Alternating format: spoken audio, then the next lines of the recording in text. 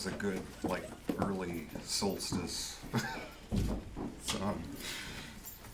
But our speaker today is Dr. Dean Rosen, who's been a clinical psychologist in independent practice for the past 4 decades in St. Louis County, and has also been an activist for LGBT plus rights and served as president of St. Louis PFLAG for more than 20 years. He's spoken to many congregations and workplace settings on embracing change. Many fear the unknown consequences of a new presidential regime. It can be easy to panic, but we have to go forward with our lives. And Dr. Rosen is here to help us with some strategies to help us cope and go forward when we fear the worst for ourselves and our country. Please welcome Dr. Dean Rosen.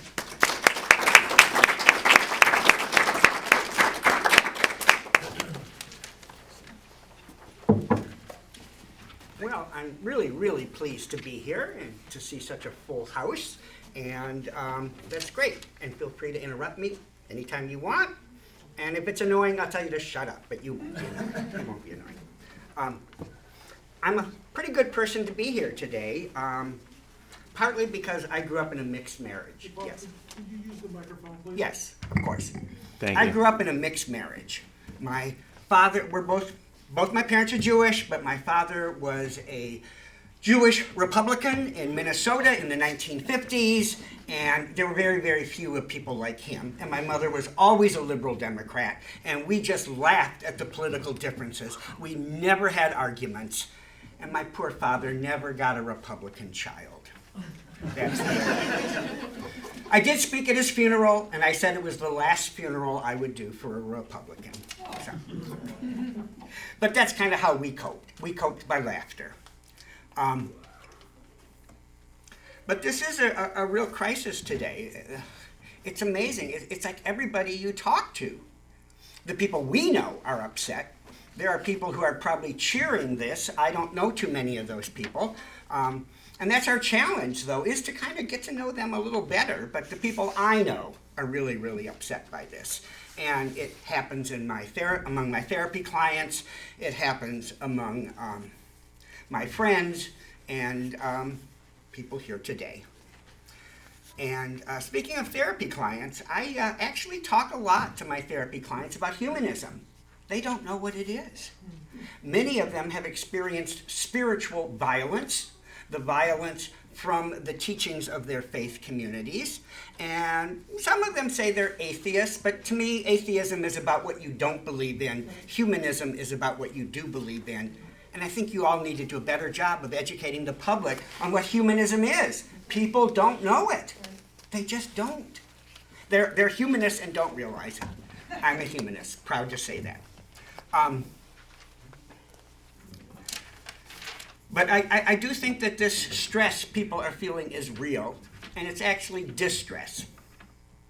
And just last week, there was a big article in the Post-Dispatch on the distress in America and the distress in America due to the politics of this country, the divisiveness, and that this was felt equally among Republicans and Democrats, their fear for the future and their distress with politics. That kind of surprised me. But let's look at the sources of this distress. I think the biggest source is that fear of the future. We don't know what's going to happen, and we don't like that. We like predictability. We like to think this Christmas will be pretty much like last Christmas, and next 4th of July will be pretty much like the 4th of July before that, except there won't be a parade in St. Louis this year. Did you read that? Yeah. So there's always change. There's always change, and we hate change. But we do fear the future, and we don't know what the future is. Of course, it's always an illusion that we know the future, but we need that illusion. It's an important illusion. And I think the other source is really feelings of helplessness, like, what can I do about this? And that's a terrible feeling, to think that there's nothing I can do. I voted, and it didn't seem to matter. That's terrible. And that leads to some hopelessness. And that's what we really have to fight, is pessimism and hopelessness. And I think it's also really difficult to understand people who vote differently. I have a hard time understanding it.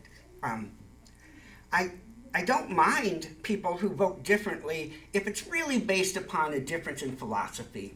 I mean, if you're a pro-life person and you believe life begins at conception and we have to honor life and abortion is a terrible thing, I can't argue with you on that. It's just a belief system.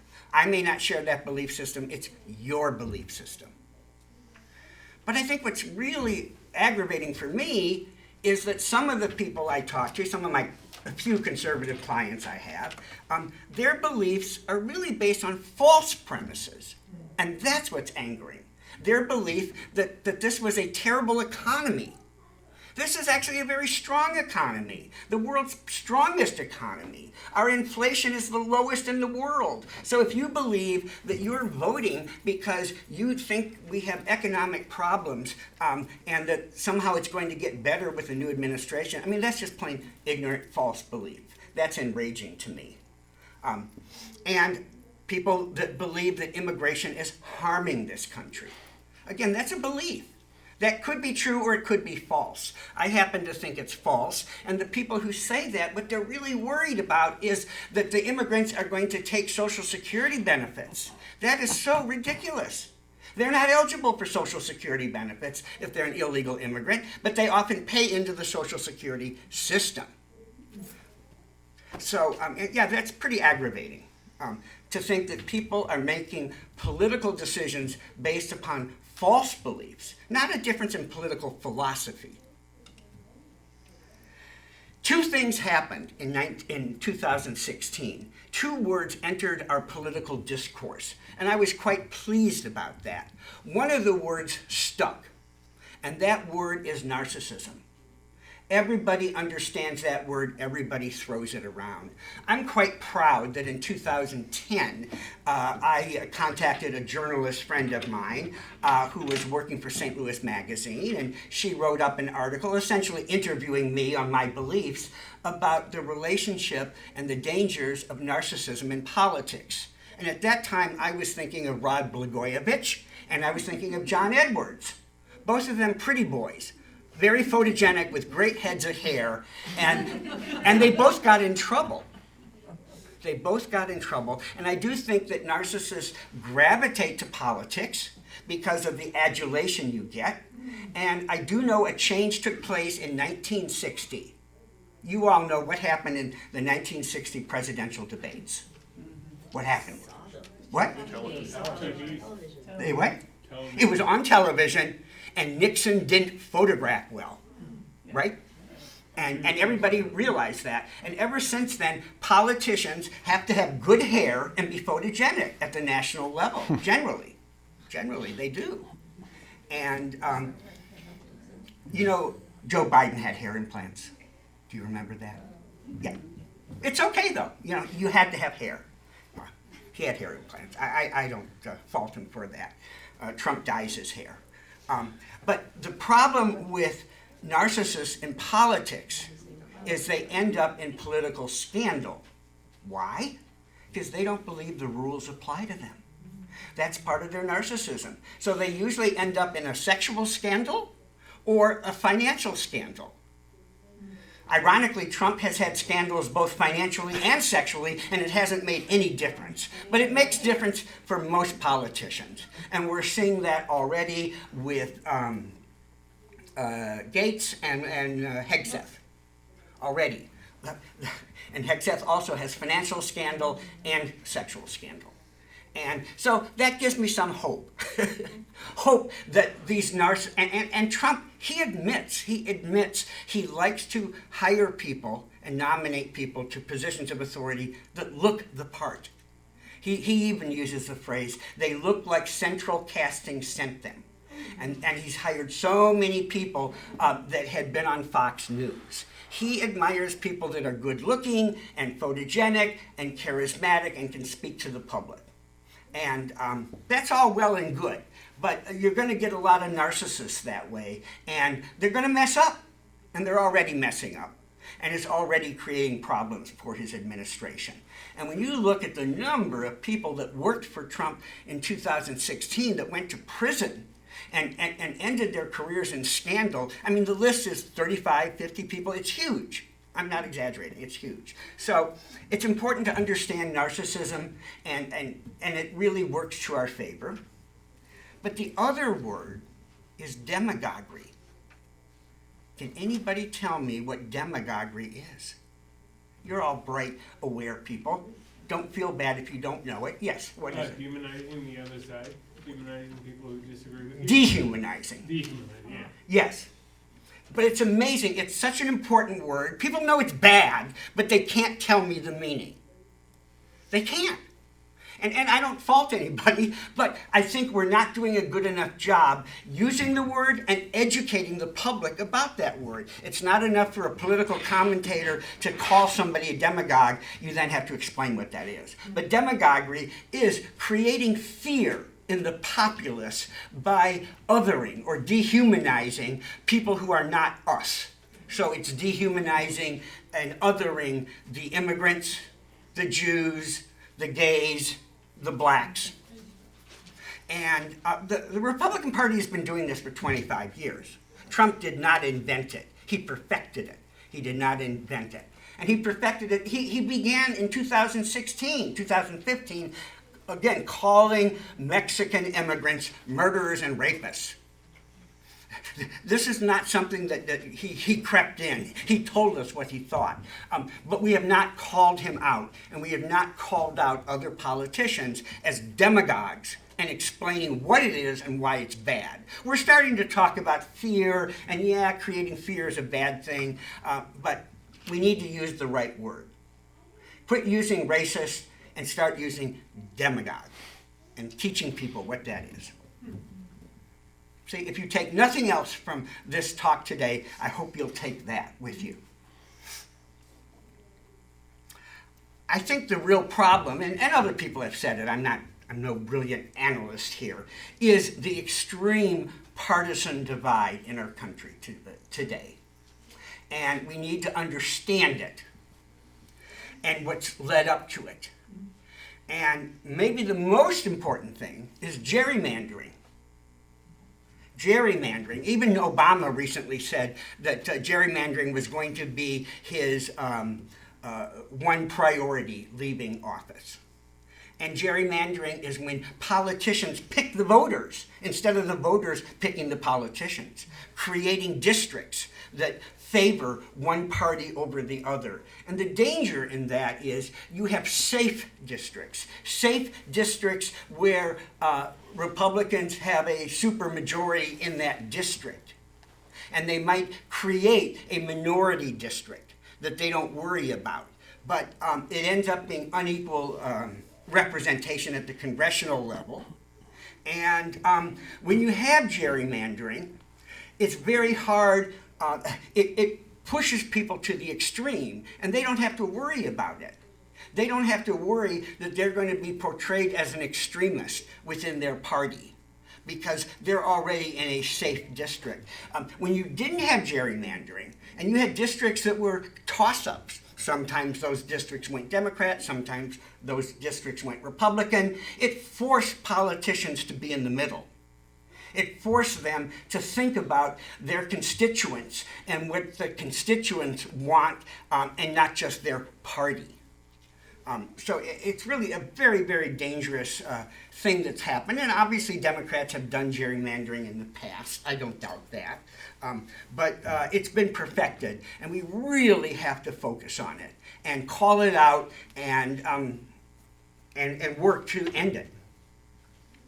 And because of the gerrymandering, and because we have more extremist candidates, compromise no longer exists in those candidates and those politicians. They think compromise is a dirty word, and they're purist to their cause. There is no compromise. It used to be that the Senate was extremely collegial. Democrats and Republicans, they might fight over a bill and then go out for dinner afterwards. That doesn't happen anymore. It just doesn't happen. I also think there's a huge danger with the commingling of political philosophy with religious beliefs. Because how do you argue with somebody if they believe that God sent this candidate? There's no arguing. There's no facts involved. There's no discussion involved. This is God, and you don't go against what God wants. Interestingly, God and I agree on everything. It's amazing the relationship I have with God. We agree on everything.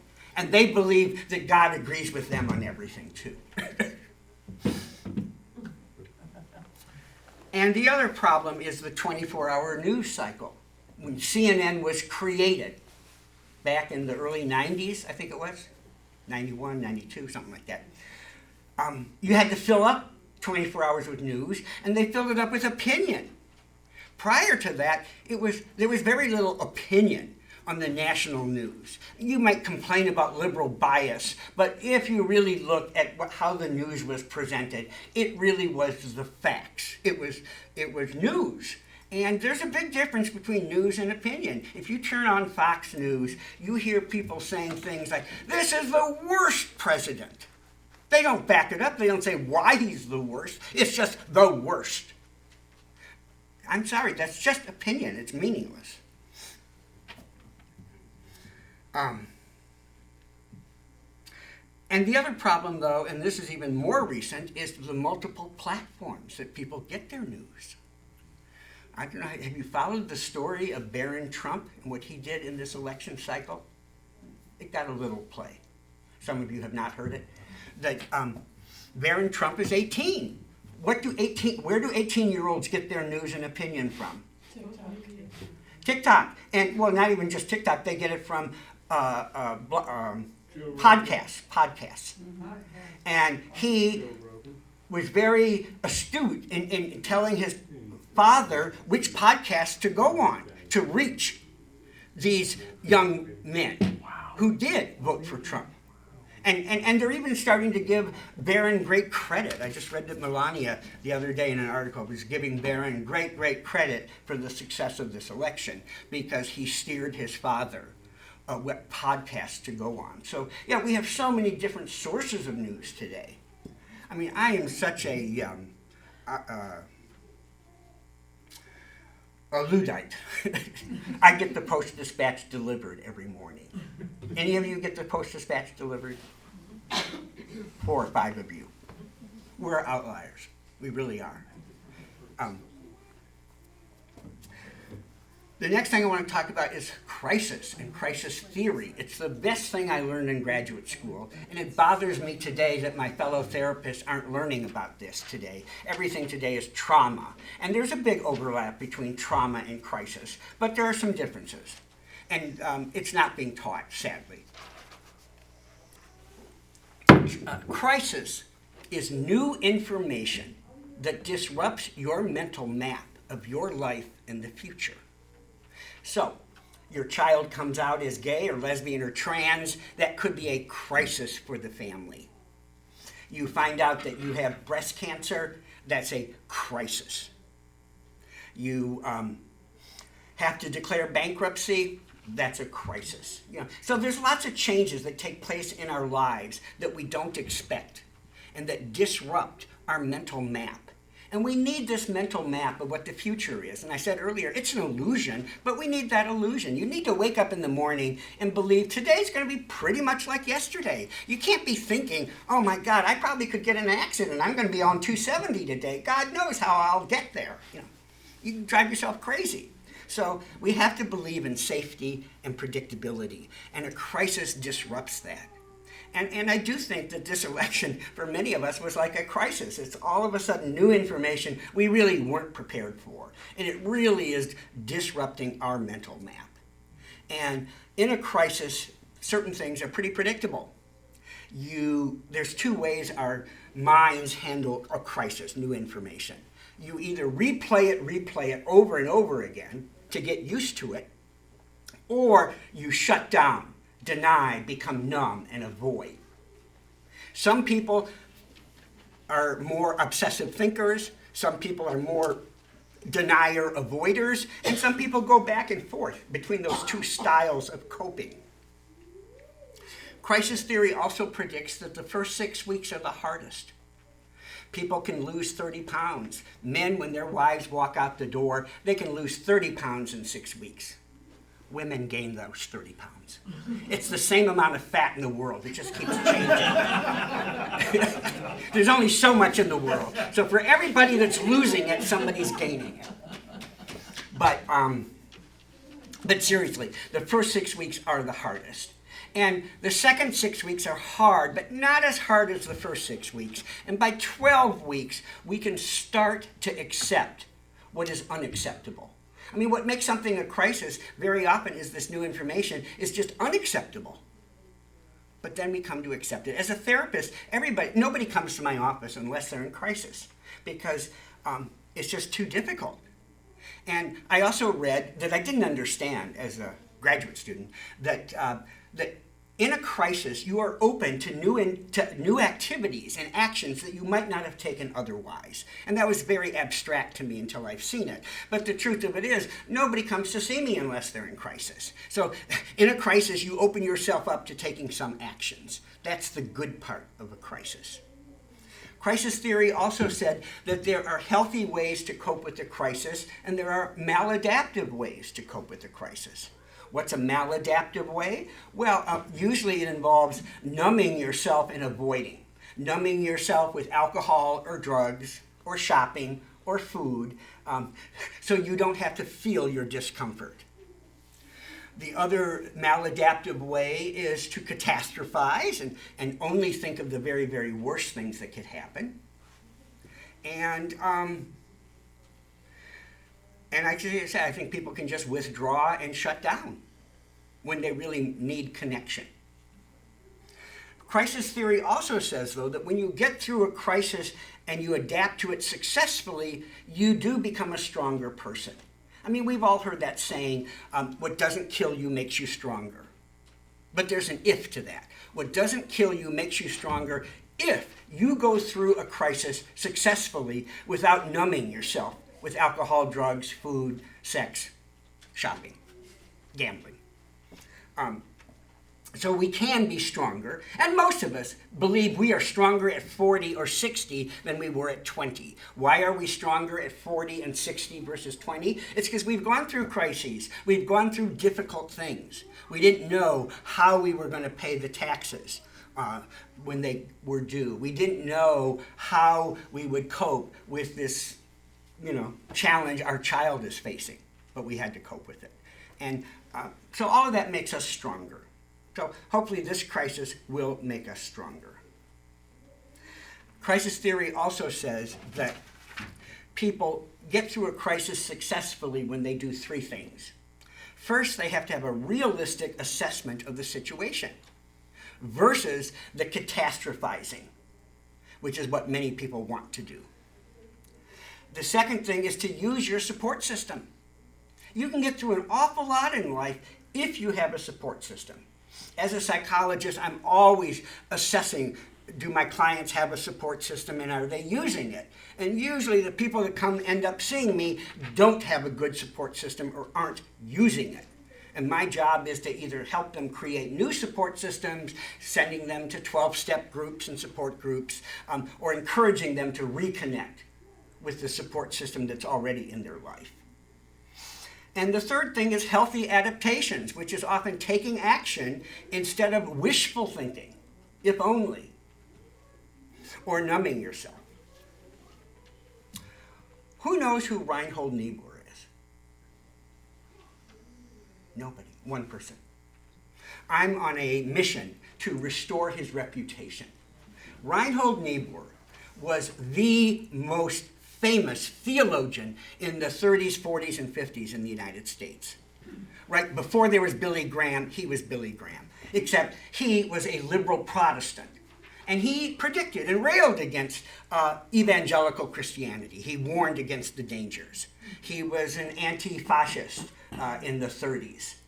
I was reading about his work then with the refugee crisis.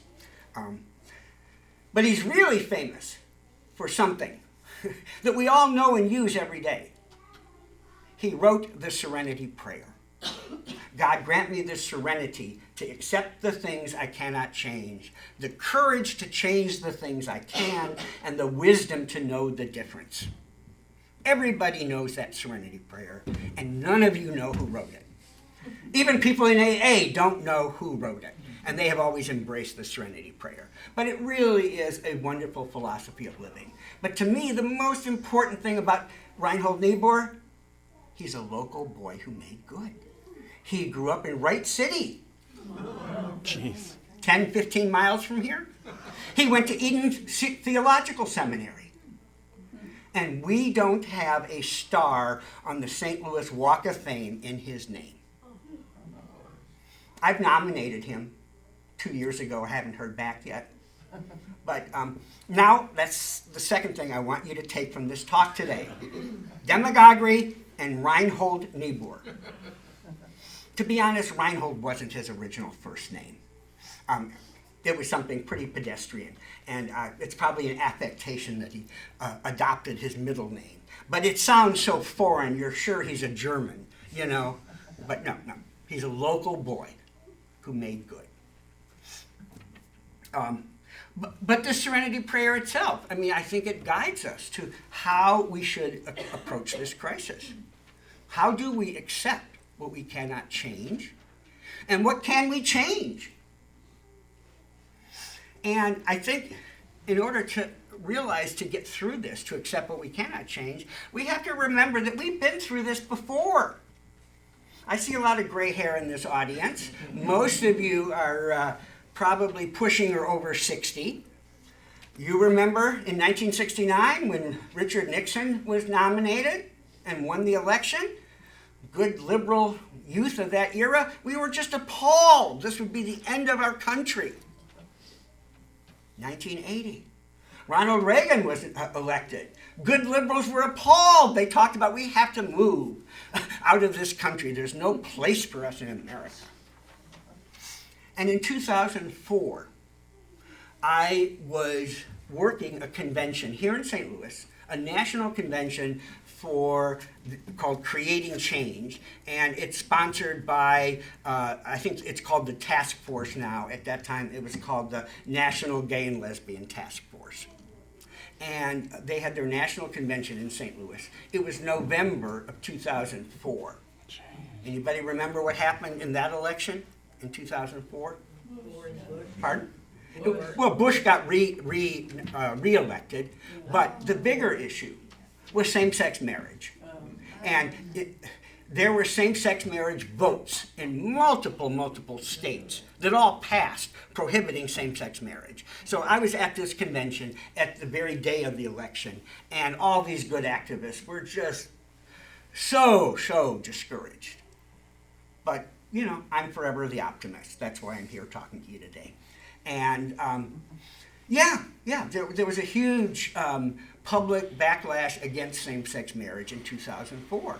And again, it was based on demagoguery, on fear that marriage would somehow end traditional marriage if gays and lesbians were allowed to marry. Anybody in here in a same-sex marriage? No? You need more. You need more gays. It'll decorate the place better. They're just not here today. Okay. But it's so ironic then, too, because in 2004, yes, traditional heterosexual marriage was in danger. Straight people weren't marrying. It was gay people who were saying marriage is so important, we want the right to marry. They actually really were talking about the importance of marriage, when straight people were saying, "No, we don't need it. We can just live together. And if this marriage doesn't work out, we can find another marriage." You know, the fact that there is a high divorce rate in this country, although it's starting to lower again, but it historically had been at very high levels. It had nothing to do with gays being allowed to marry. But when you use demagoguery, when you try to create fear, you think that the institution of marriage is going to end because same-sex people are allowed to marry. Just amazing. So I've been through all those. And so that does give me some hope. And I lived through 2016. Now, is this different in some ways? Yes, it really is different. And do you have reasons to be more scared? Absolutely. Because one, Trump knows what he's doing now. In 2016, he didn't have a clue. He didn't expect to get elected. He was like a deer in headlights. In the beginning, he was not expecting it. And it took him a while to get his footings, and he did rely on moderate generals to be his staff, and they did stop his worst instincts from being acted upon. And he thinks that that was a terrible thing, that all of these, that it was disloyalty of the deep state because people wouldn't just go along with his worst ideas. And it's a little different today. He's surrounding himself with many, many more true believers. Very, very dangerous that I don't know. But again, thankfully, maybe there's a few Republicans that are thinking it's going just too far. To be honest, emotionally, I was way more upset when Matt Gaetz was nominated than when Trump was elected. His nomination just drove me up a wall because he was so inappropriate to be Department of Justice leader. And thankfully, I wasn't the only one who thought that way. And he's toast now. I'm pretty sure Hegseth is toast now. So, yeah, there's a few checks and balances. It's giving us a little hope. That's a good thing. But one way to cope with this, I think, is to take a break from the news cycle, and people are. Have you read about the drop in viewership on MSNBC and CNN? It's like 30 to 50% loss of viewers since the election. Are they blaming MSNBC for steering them wrong? No. I think there's just too many people that say, I just can't watch that news every day. It's just too upsetting. And they're taking a break. But, that is a way to cope. I'm not going to... Are you taking a break from Fox, too? No, because those people have been vindicated. In fact, I just read this morning that there was is it that one news network that's another conservative network, that their news commentator outrated a CNN commentator for that time slot, that's scary. But, even Fox News had been held accountable when they started making false statements about the voting machines. And they've been sued, and there's been a lot of shakeup. In fact, that's why a lot of conservatives now think Fox News isn't conservative enough. So they're going to crazier and crazier platforms.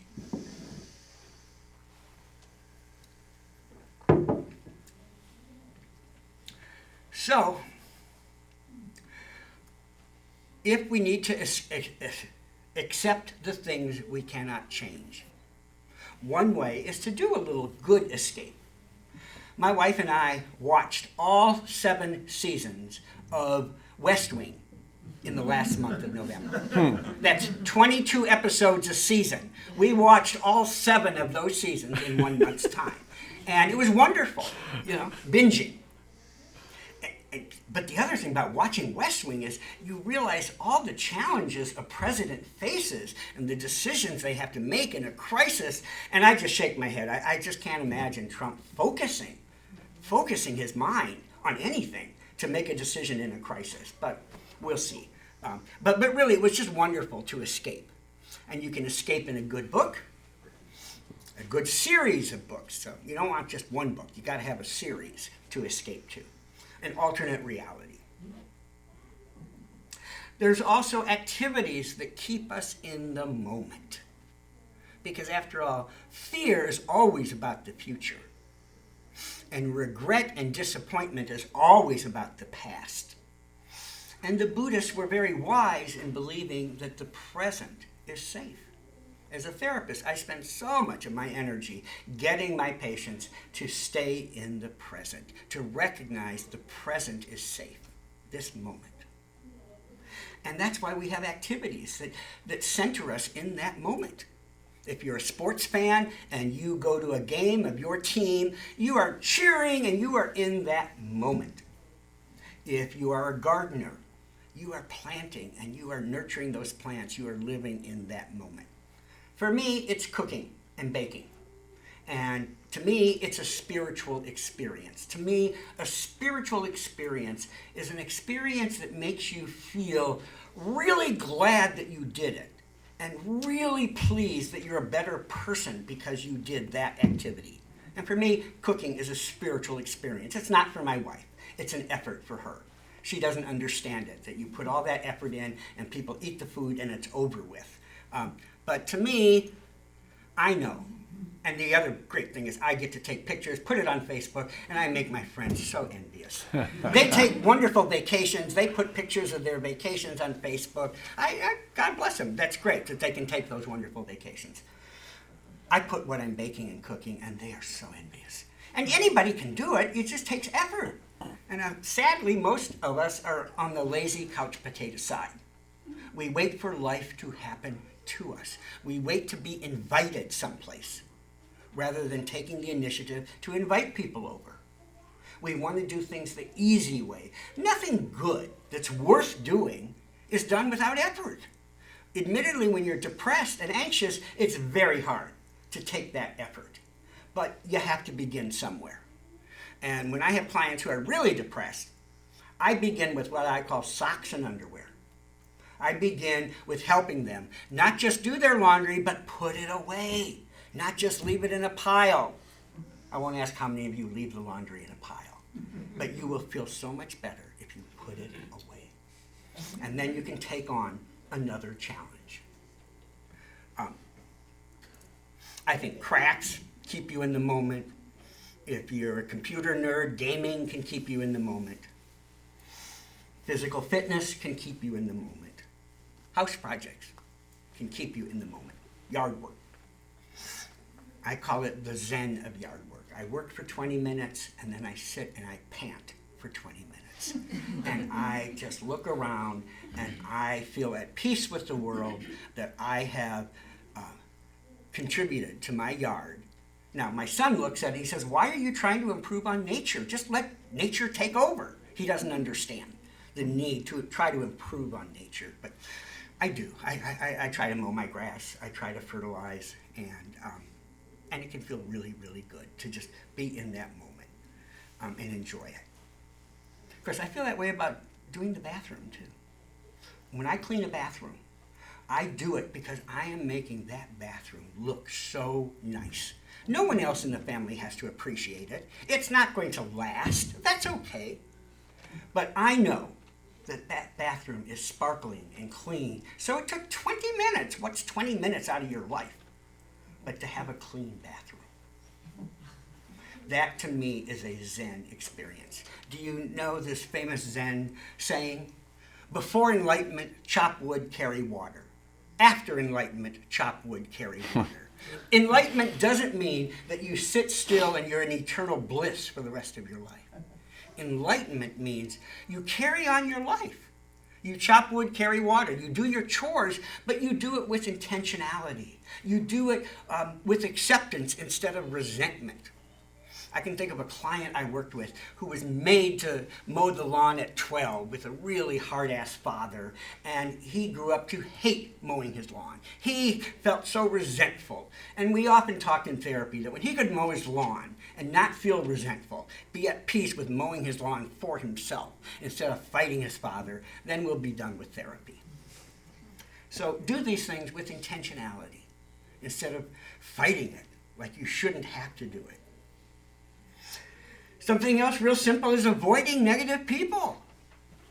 And especially online. You know, if there's a lot of trolls on the sites you look at with a lot of negative people, don't go there.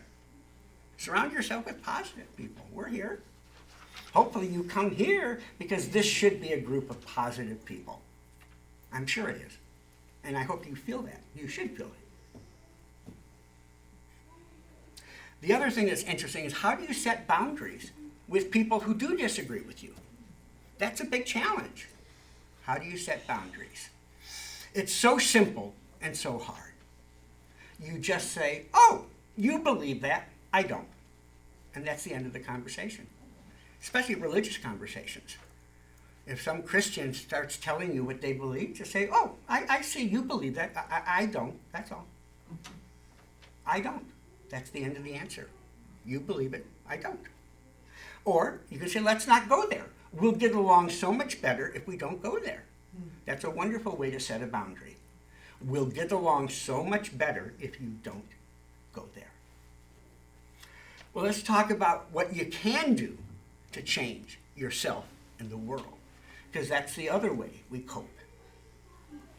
What's really important is to pick one cause that you care about, finding an organization that supports that cause, and you should support them financially and with your time and your energy, and surrounding yourself with people who care about that cause.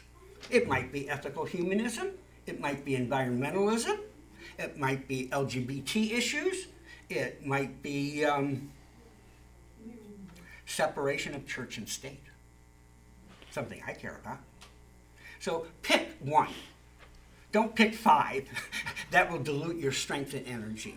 But if you have one organization and one cause that you care about, you stay on top of their information and you add to it, it just makes life so much easier. You feel like you're accomplishing something. For me, being an LGBT activist has really changed me. I didn't think that was inherent in my nature. But I have a gay son who came out in 1995 at age 15 or 16. And like all young people, he wanted to change the world. He didn't want to just accept the world the way it was. He dreamed about how the world could be and should be. And he learned, because he was a voracious reader, how do you change the world? Well, you change hearts and minds through visibility, through telling your story, coming out of the closet. I think as humanists, you also have to kind of come out of the closet, don't you sometimes? Have to figure out, do you tell somebody you're not a Christian, that you are a humanist? I'm old enough to remember with the very word secular humanism just struck fear and loathing in the hearts of good conservative Christians. I don't think people are even using the word anymore. But man, a secular humanist, wear it proudly. Wear it proudly. And anybody have any buttons? You have any buttons? Secular humanist buttons? You wear a button. It's a way of saying, this is what I believe in. And people ask you, what is that? And you explain, and they realize, oh, I guess I'm a humanist too. I believe that man has a moral reasoning and that we can create our own moral code. We don't need scripture to tell us how to act morally. I think it really helps to pick a cause that's local. Your school board, your public library. God knows those are big issues in St. Charles County right now. They need people like you to go to school board meetings and speak up, to write letters of support to librarians, that you want the library to have these books that are on banned book lists, that those were books that changed your life, books that you want your children to have access to. They need to hear from constituents. It matters when you tell them that. I also think it helps to develop a network of people who care about what you care about, and social media is great for that. I mean, there are Facebook groups for every possible issue. I work a lot with sex offenders, and so I'm on a Facebook group for mothers mostly, but actually family members of loved ones who are in prison. And this is a Facebook group for family members, how to cope and how to share knowledge with each other on having a loved one in prison for a sex offense, or coping with life out of prison after the sex offense. But there are dozens and dozens of Facebook groups around issues that you might care about. Get involved. Talk to other people. It's a great experience. The other thing is, put your ideas out there in the world. Write letters to the newspaper. It's one of my great hobbies. When I get bored every 3 to 6 months, I think, what do I have to say? And I figure out, what platform can I say that on? And usually I write a nice letter, and they usually get published, and it's a great thrill to get a letter published. But you know what? I can go on Facebook every day and publish myself. I can put on Facebook ideas I believe in. Of course, my Facebook followers, they care much more about what I'm baking than what I'm eating. It's a little disappointing, but you know, fans are fans and you have to follow what the fans want. But I also introduce them to ideas that they haven't thought about, that they should be thinking about. And so there's a great democratization that's occurring in our world today because of technology. And we don't realize that, this democratization. Anybody can put a message out on TikTok, on Reddit, on Facebook, on Instagram. That you no longer have an editor deciding, you know, is this worthwhile to publish? There's no middleman. We are all self-publishers. And it really is way more important than you realize. Politicians listen to what they call chatter. What's the chatter on the internet? And if enough people are chatting on X or TikTok about an issue, it matters. You might not think your one comment matters, your one like matters. But man, if there's enough of you commenting and liking a post, it matters. The other thing is, write to state representatives and national legislators about what you care about. And if you're, and again, it does matter. They listen to, now, they may have a staffer who's reading the letter, but the staffer is tabulating how many phone calls we got in support of this bill, how many phone calls we got against this bill. It's hard to believe that that really matters. And certainly I've learned so much as an activist about that process. And my son, who is now 46, 47, he can't get over how much the world has changed since 1995. He can't get over it. Because there were no gay and lesbian support groups at his school in 1995. But he went up to every single teacher and told them how they could make their classroom curriculum more LGBT inclusive. He went up to the social health teacher that not everybody dates somebody of the opposite sex. He went up to the history teacher who put on a pageant every year. She was a wonderful, wonderful teacher. And she put on a pageant every year about social justice movements in a pageant. The women's suffrage, the civil rights movement, the labor movement. And she never had anything on the LGBT rights movement till my son spoke up. And then she thought, oh, you're right. Why don't we have a Walt Whitman poem? You know? One person made a difference. And my son took same-sex dates to his junior and senior prom in 1996 and 1997. No one else had ever done that before. But by living his life authentically, he made a statement to his classmates. And thankfully, the younger generation generally is more liberal than their older generation. And so we do have demographics on our side. And that's why it's really important to support the younger generation, to support the LGBT youth group in your community, to support other youth movements in your community, to tell your story, to help them tell their stories, to help them financially, to help them with just bodies, to help them put on events, to staff an information table, to pass out leaflets. And finally, it's really important to find a politician you can support. I've been supporting a young politician named Colin, at my age. What's Colin's last name? Lovett, Colin Lovett. I've known him since he was a young pup 25 years ago. And now he moved into his grandparents' home in Baldwin, and he's been running for state legislature in Baldwin. He ran in 2022 and lost by 200 votes. He ran this year. He still lost, but only 175 votes. Wow. And I don't usually have a lot of money to distribute to politicians, but it was my joy to help fund his campaign, to feel I was doing something. And that actually was the closest race in all of Missouri, politically. Wow. So there's hope that way. The other thing I want to talk about is, how does social change take place? Social change takes place from the top down and from the bottom up. Top down is changing laws. And that's working through the legislative system and the judicial system to change policies and law. Bottom up is changing hearts and minds. And they're both important. Bottom up is local change versus national change.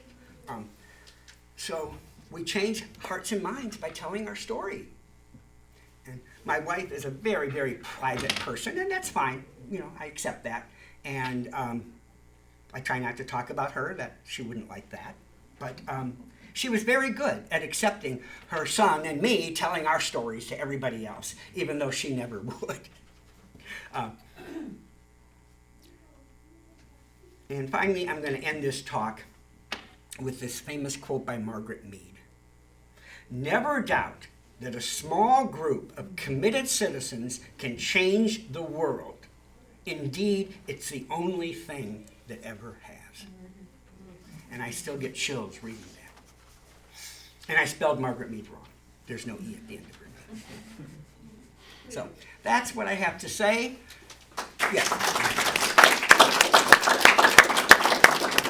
Any questions? Yeah, I have one question. Yeah. At the very beginning, you talked about how one of the reasons